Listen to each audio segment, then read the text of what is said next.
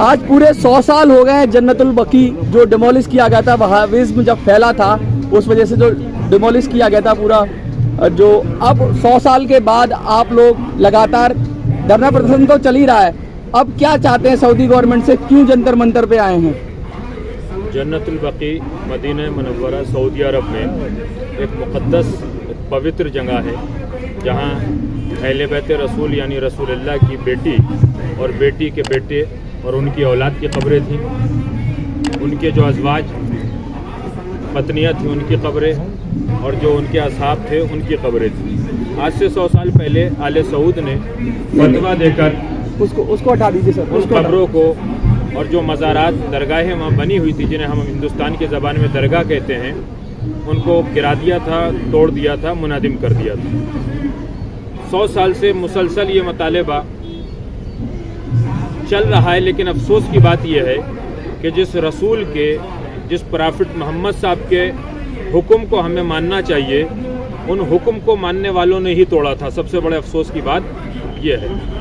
اگر ان مسلمانوں کی سمجھ میں جنہوں نے توڑا تھا یہ سمجھ میں آ جائے کہ ہمیں رسول کی اولاد، رسول کی ازواج، رسول کے اہل بیت کی قبروں کو نہیں توڑنا چاہیے تھا تو اسی سال بنا دیتے، لیکن یہاں اسلام کے اندر جس سے ہم آتنکواد کہتے ہیں، فرقہ پرستی کہتے ہیں، فتنہ کہتے ہیں، جس کو پوری دنیا جھیل رہی ہے، اسی کو آج سے 100 سال پہلے جنت البقیع میں جو شخصیتیں مدفون تھی، دفن تھی، انہوں نے جھیلا ہے، جس کے لیے ہم پوری دنیا میں انہدام جنت البقیع کی تعمیر کے لیے آواز اٹھاتے ہیں، اور آج پوری دنیا ان کی شان کے مطابق ان کو بنوانا چاہتی ہے۔ جب قرآن کی بات کرتے ہیں تو قرآن کیا کہتی ہے؟ جب نشانیوں کی بات ہوتی ہے، قرآن کی آیت کی بہت لوگ کہتے ہیں، اس کا حوالہ دے کر کہتے ہیں کہ نشانیوں کو محفوظ رکھا جانا چاہیے، اس پہ آپ کیا کہیں گے؟ پہلے تو آیت اور پھر کیا کہیں گے؟ قرآن مجید میں 6666 آیتیں ہیں جسے ہم آیت کے نام سے یاد کرتے ہیں۔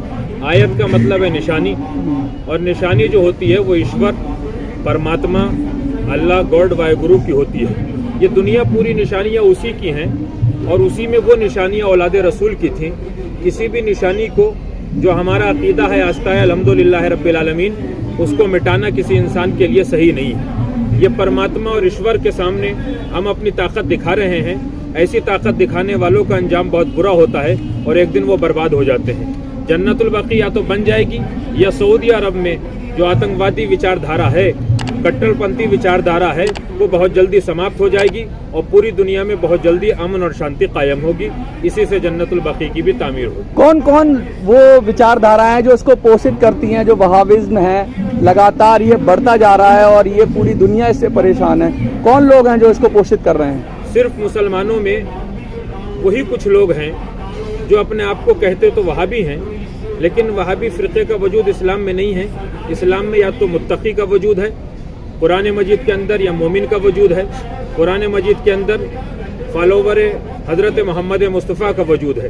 یہ فرقے ہم نے بنائے ہیں۔ ان فرقوں میں نام رکھنے کے بعد وہ وچار دھارا ہم پیدا کر رہے ہیں جو اللہ اور رسول کے خلاف ہے، اسے ہم وہابزم کہہ دیتے ہیں، اور اس میں بھی بہت سے لوگ اچھے ہیں، لیکن کچھ لوگ وہ ہیں جو ہر فرقے میں غلط ہو جاتے ہیں اور دین، اسلام، محمد مصطفیٰ اور اللہ کی آیات کو بار بار توڑتے رہتے ہیں۔ میں اپنی حکومت ہندوستان سے پوری دنیا کو سبق لینا چاہیے۔ بھارت ایک ایسا ملک ہے جہاں کسی کی آستھا کو توڑا نہیں جاتا ہے۔ بھارت ایک ایسا دیش ہے جہاں ہر مذہب، ہر دین، ہر فرقے کی بھاوناؤں کو محفوظ کیا جاتا ہے۔ ہم نے تو ہندوستان کے اندر دیکھا، اگر مغلوں کا یہاں پہ راج رہا، جو انہوں نے غلط کام کیے تھے، آج بھی وہ چیزیں پھر سے بدل رہی ہیں اور دنیا کو بتایا جاتا ہے کہ کسی کی آستھا کو توڑا نہ جائے۔ سعودی عرب کی حکومت سے میں پرزور طریقے سے کہنا چاہتا ہوں وہ باز آئیں، ان کی تعمیر کرا دیں۔ پوری دنیا کی آستھا انہی سے رکی ہوئی ہے اور انہی پہ رکی ہوئی ہے۔ کوئی شبھ سنکیت مل رہا ہے کیونکہ کافی لبرل ہو رہی ہے سرکار سعودی کی، بہت سارے ادھیکار مل رہے ہیں لوگوں کو، تو کیا لگتا ہے کہ دھارمک روپ سے بھی جو مانیتائیں ہیں ان کو بھی جگہ ملے گی، یا پھر وہابزم کا جو پربھاؤ ہے اس میں رہے گی ابھی بھی گورنمنٹ؟ یہ تو اب پوری دنیا میں بدلاؤ آ رہا ہے اور پوری دنیا امن اور شانتی چاہتی ہے۔ کوئی بھی انسان وہ نہیں ہے کہ جو انسان ہو اور امن شانتی نہیں چاہتا ہو۔ اسی امن شانتی کو सुनने के बाद सऊदी हुकूमत भी घबराई हुई है कि हमें ऐसा कट्टरपंथी कानून नहीं लागू करना चाहिए कि जिससे इंसानियत पामाल हो जाए, इंसानियत बर्बाद हो जाए। वो भी अमन शांति चाहेंगे। एक वक्त वो आएगा कि पूरी दुनिया एक अमन का पैगाम देगी। आज किस किस को मेमोरेंडम दिया जाएगा आपकी तरफ से? सऊदी अरब की हुकूमत, यूएनओ, भारत के प्रधानमंत्री जो इस भारत के रखवाले हैं और इस भारत को चला रहे हैं, उन्हीं की खिदमत में हम अपना मेमोरेंडम पेश करेंगे और गुजारिश करेंगे कि हमारी आवाज़ वहाँ तक जाए और जल्द अज जल्द इस तामीर हो जाए। पूरा तो जो है प्रोग्राम है इस एक कम्युनिटी से है, लेकिन आप किसी दूसरी कम्युनिटी से हैं, तो क्या सपोर्ट कर में कहेंगे इनके, और इनकी मांग को किस तरह से सपोर्ट करेंगे आप? मैं सबसे पहले तो आपके दर्शकों का अभिनंदन करता हूं। हम सबको पता है कि मानवता, इंसानियत की शुरुआत हिंदुस्तान से हुई। हम सबके बाबा हजरत आदम को हिंदुस्तान में उतारा गया था और इसलिए उनको जो हिदायतें मिली थी वो सब खुदा से सीधा मिली थी, कोई फरिश्ता भी बीच में नहीं था।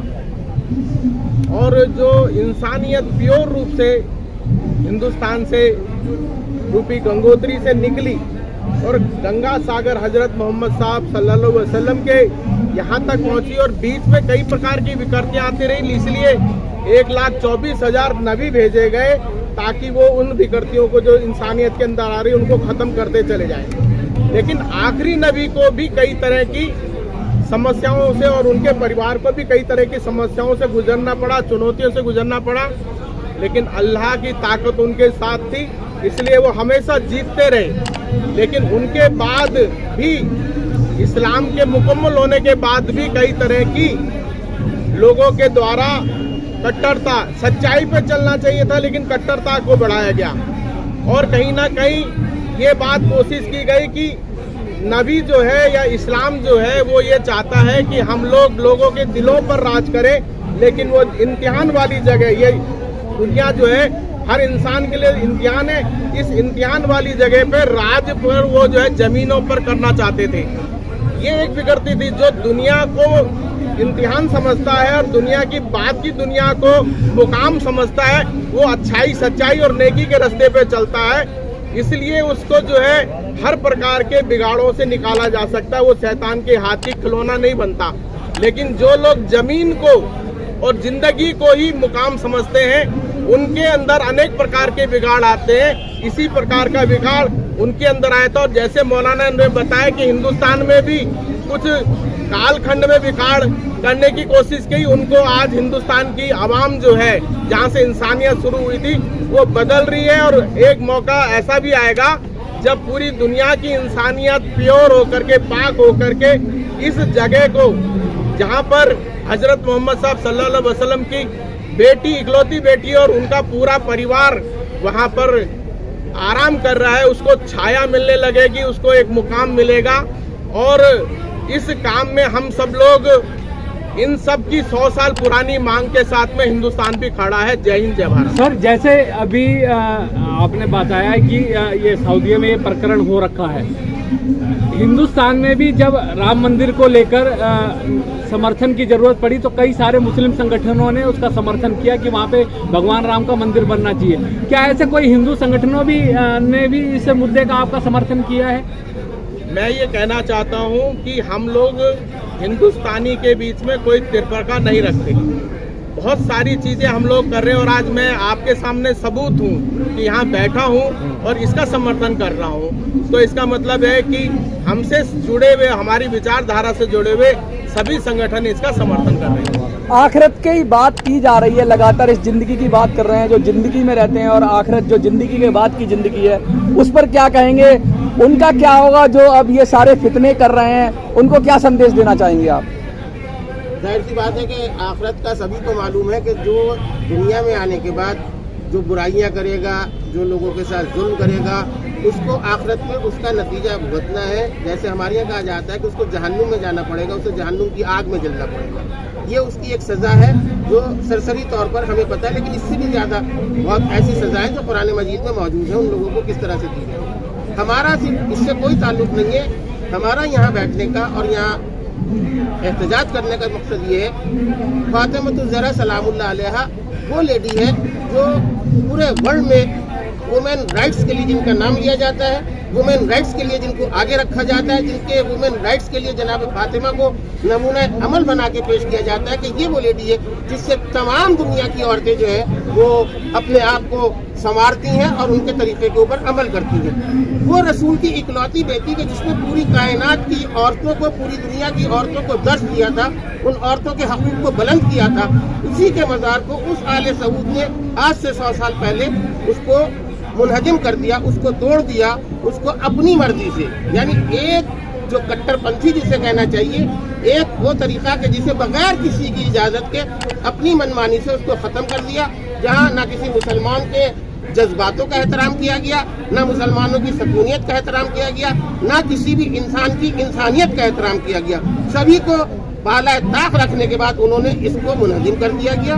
100 साल से आज तक हमारी पूरी शिया कम्युनिटी और जितने भी इंसानियत के मानने वाले हैं वो इसके लिए एहतजाज कर रहे हैं कि उस कब्र को दोबारा बनाया जाए, उस कब्र को दोबारा बनाया जाए, लेकिन आले सऊद के ऊपर अभी तक इसका कोई असर नहीं हो रहा है। जाहिर सी बात है, ये कट्टरपंथी होना ये एक आतंकवाद की मिसाल है कि जैसे आतंकवाद होता है, उस आतंकवाद को सऊदिया में पनाह दी जा रही है और उस आतंकवाद को वहाँ से फैलाया जा रहा है। जिस तरह से प्रधानमंत्री जी का प्रभाव आज पूरे विश्व में माना जा रहा है और सऊदिया में भी कई मंदिरों का निर्माण हुआ है, तो आपको लगता है कि क्या प्रधानमंत्री जी के हस्तक्षेप से ये कार्य संभव हो सकता है? बिल्कुल, मैं चाहता हूं कि जब प्रधानमंत्री इसमें आगे बढ़कर बात करेंगे और उनसे बात करेंगे तो वो जरूर इस काम को करेंगे, और मैं चाहता हूं कि मोदी साहब आगे बढ़ें और इस काम के लिए उनसे गुजारिश करें और हम लोगों की बात वहां तक पहुंचाएं।